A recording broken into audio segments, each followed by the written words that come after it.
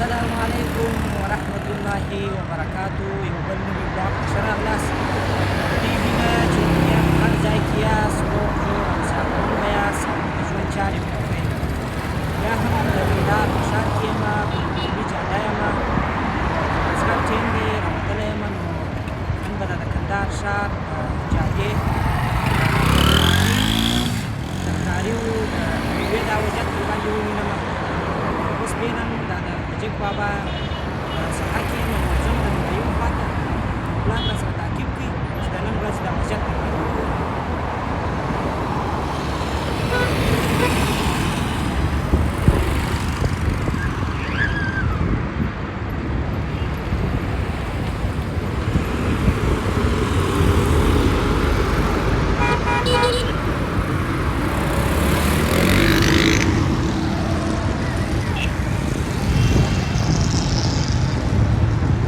نو دا زموږ یار دی، د ده څه سبزي و اشان رانیوله، نو له دې ځایه ځو له خیره سره چې د دورایي و خواته.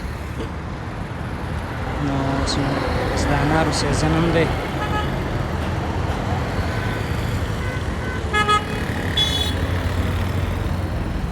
نو راځئ له دې ځایه ځو له خیره سره دورایي و خواته. خدای په امان. دا مرکز ته مو بیا یم له خیره سره د میوې. دا نو د خوجک بابا چوک ورته وایست. خوجک بابا به فکر کوم لکه دا ځینې چوکونه اوس جوړ شو، ماته هم چندانې نه دي معلوم. روان یم له خیره سره د دورایي خوا چیرې چې دا میوې غټ مرکز دی، خلک سودا کوي. یو روان یم، نو اولاد راسره تعقیب کړي. تقریبا اووه کلونه اوسېږي.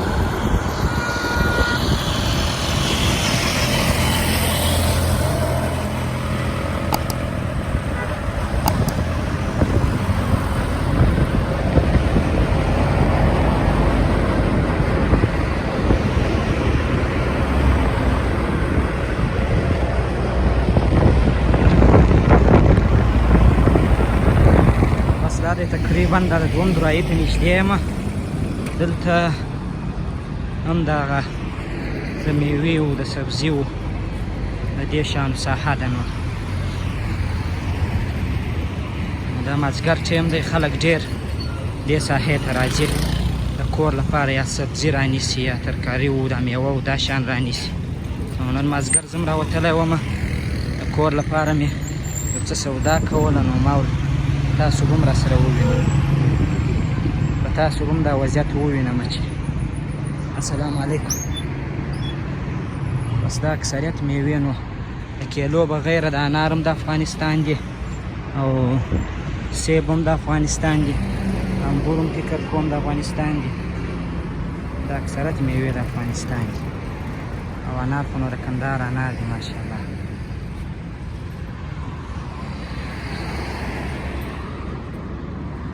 هغسې مخ ته ځو له خیره سره، ته بیا د ګني جوس خرڅېږي په دې ځای کې.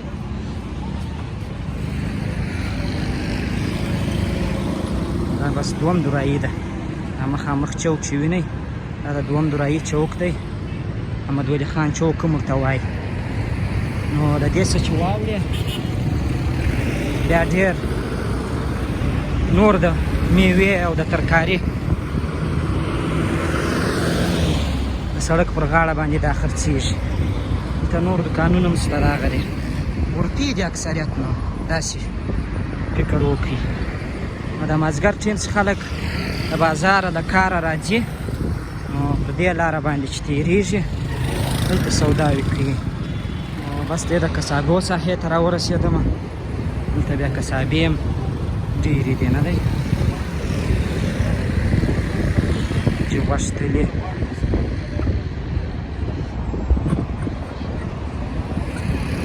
هغسې به په پښو مخ ته ولاړ شو، کرار کرار به دا ساحه در باندې ووینم. مخ ته بیا سبزي و دا شیان راځي، خوښې دي. مقصد مکس بازار دی، ګډوډېشن. السلام علیکم.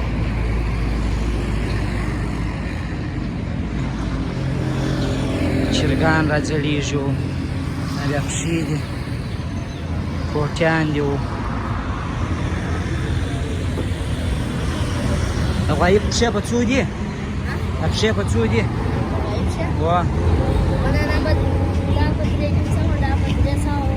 کوټیان په څو دي؟ دا د پسه د بیا په څو دي دا؟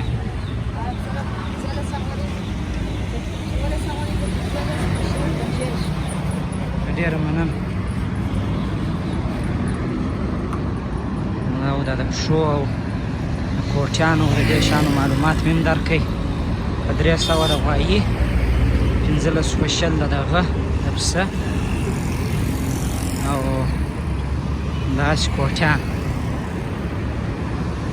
دا بیا داسې اچارو او د جوسو دکان دی.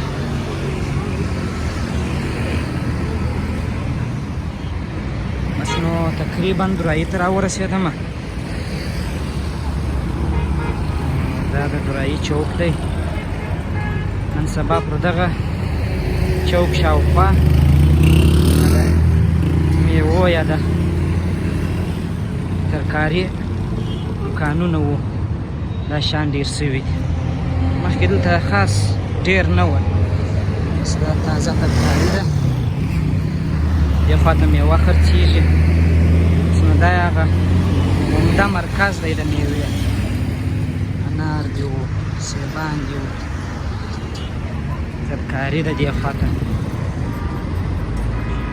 بس نو مازدیګر ټیم چې څوک هم یا له ښاره وځي یا کورو ته ځي یا د بولدک خوا ته ځي، بیا نو دلته د انارو دا شیان رانیسي. دلته نو ډېر ښه ښه انار هم پیدا کېږي.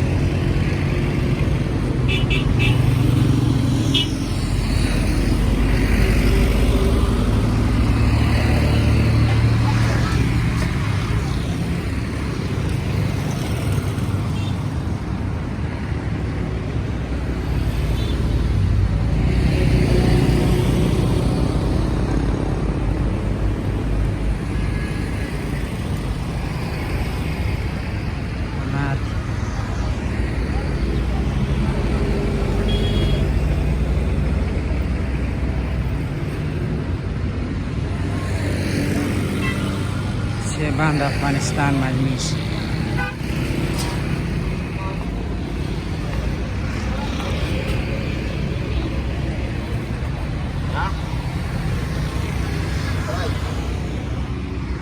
بیا خورما ده.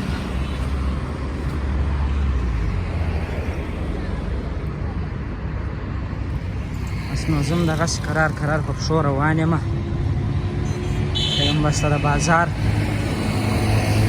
لیدو څه خوند واخلئ. خاص میوې دي یعنې له رنګه لا ښه ایسي، نورې خو پرېږده.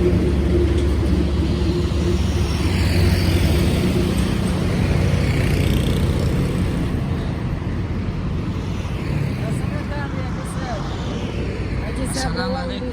څنګه یاست؟ خیرات دی؟ جوړ یاست؟ دا کیسه ده نو دا پوښتنه درڅه کوي چې څه کیسه ده.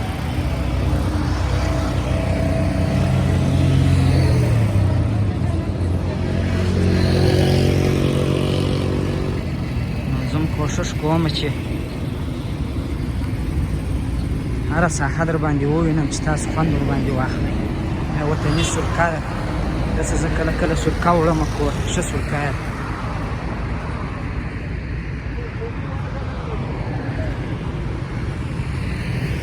درایي چوک دی. ملا نقیب اخوند په چوک باندې مشهوره دی.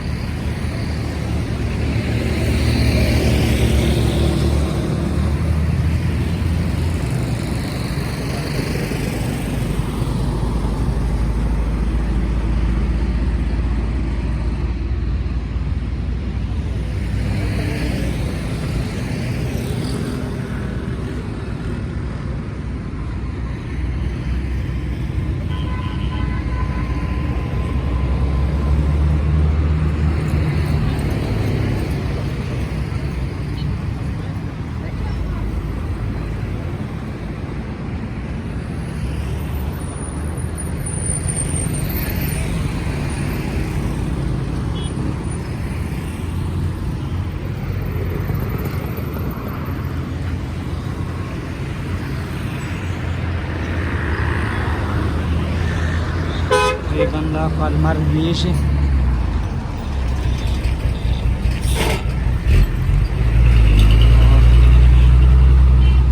هغه دی بس زه هم راورسېدم د درایي چوک ته په دې راسته لاس کې لا یو اندازه ریړیانې شته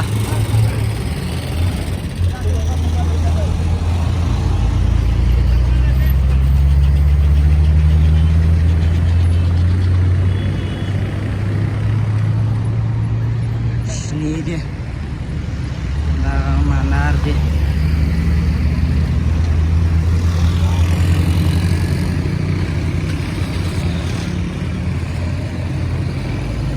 تقریبا بس دغه ځای پورې چې معلومیږي دغه شان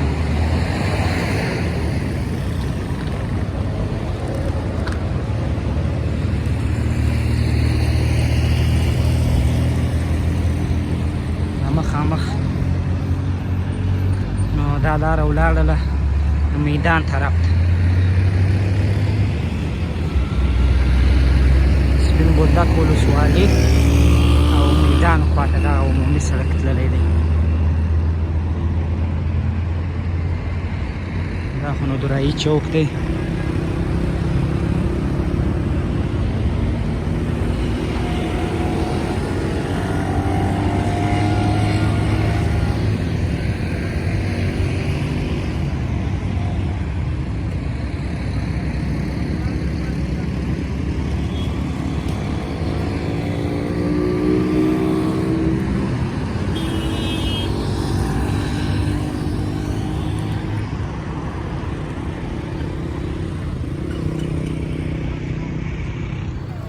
دا و د نن ورځې د کندهار ښار د درایي د دې میوو د دې شانو دغه وضعیت چې در باندې ولیدی نو دغه ځینې عمومي د درایي چوک دی